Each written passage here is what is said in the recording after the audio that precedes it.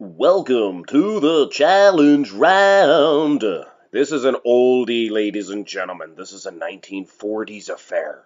We have Jack Delinger to our left versus Robert Duranton to the right, the taller, slender fellow. Now, I've had Jack Delinger many other times featured on my channel. I referred to him as a dandy, and he has a dandy of a physique. Although I will say, right out of the chute, many of these older challenge rounds, it's hard to find the 8 mandatory poses. But we go with what we have, and I think it's safe to say that Dillinger is just a far superior bodybuilder. I mean, yes, Robert Duranton has some conditioning there. He's pretty good conditioning, but he's a string bean from head to toe, especially in comparison to that thick, muscled. I mean, look at the quads. This is back in the 40s. Anyway, I like these older challenge rounds, as it seems to be more about comparing real physiques, the real human body, rather than just see who can pack the most amount of drugs into a body and lift the most amounts of weights. But we're not gonna go there. Let's now have a look at a rendition of a front double bicep pose of each of these gentlemen. And I must say, this Jack Dillinger will prove to be a dark horse, I believe, in this whole 1940s decade brackets.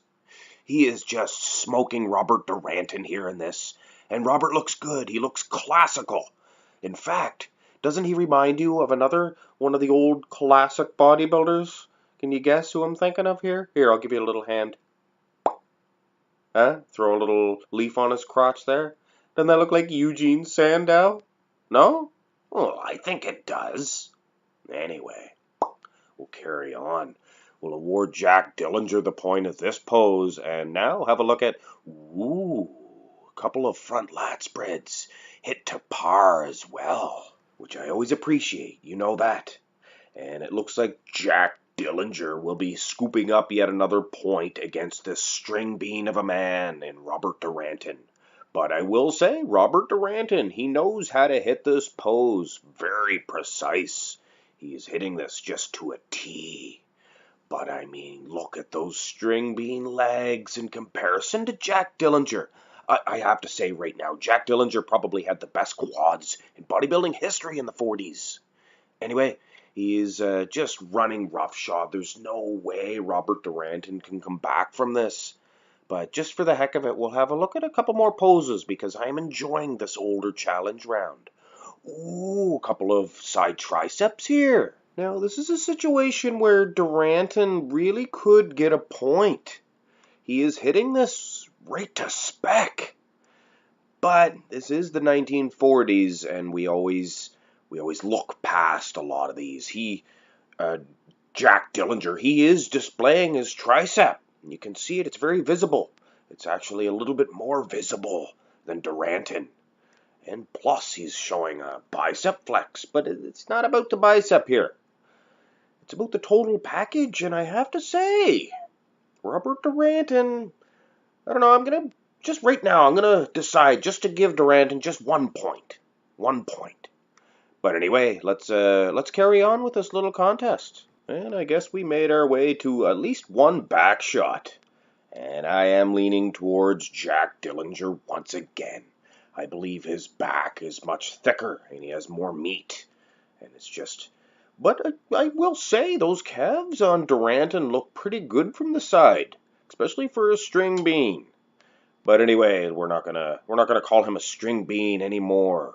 We're going to award Jack Dillinger another point, and we're going to have a look at the final pose. And it will be a version of a most muscular. Of course, Duranton has a little hula hoop, I guess you would call it, to aid in his flexings. But it's fair, because Jack Dillinger played that game in the first pose, if you'll remember, as he grasped a big giant pole. But anyway, and the upper body, I really appreciate Duranton this time. Look at the cuts and the definition. But it's just not enough.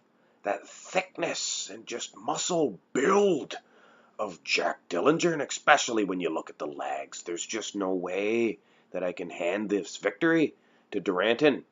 But kudos to Duranton. His conditioning is out of sight. Just awesome.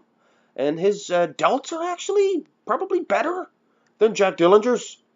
But the thickness, the overall thickness, and those quads of Jack Dillinger are unheard of in this decade. So he definitely wins this pose.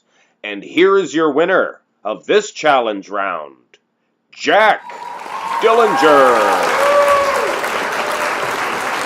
Jack Dillinger will now await the challenge of another challenge round winner to do battle in the Gladiator Round.